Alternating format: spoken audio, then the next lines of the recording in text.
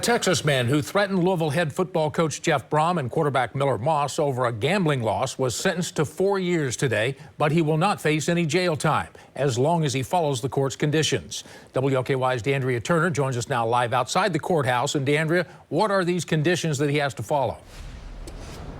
Well, Rick, one of the conditions is that he can't even make play bets with some of his friends or any of his friends, rather, after he pleaded guilty to second-degree terroristic threatening.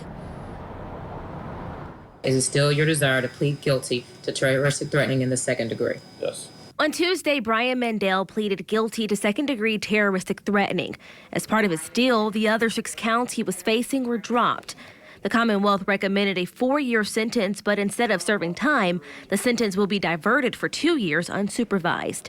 If Mandel completes those 2 years without violating the agreement, the charge will be dismissed and eligible for expungement. Prosecutors say that they believe Mandel is remorseful and did not intend to act on the threats he made. Commonwealth is satisfied with this offer as a just and fair resolution to this case. During the hearing, the judge read a victim impact statement from Miller Moss.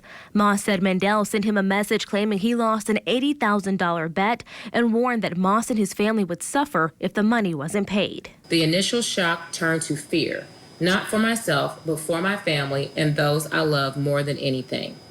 The thought that the outcome of a college football game could affect the safety of my loved ones had previously never crossed my mind.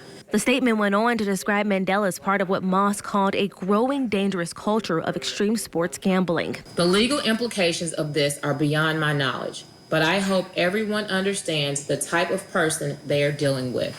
That Brian Mandel represents the tip of the spear in an already toxic and dangerous band of degenerate sports gamblers. And in order for this plea to stay in place, he has to follow these conditions. You're not to gamble at all. You're not even to make friendly bets with friends. Every 6 months, you're going to write a statement. Or you're going to provide a statement from a counselor, which means you're going to enroll in counseling.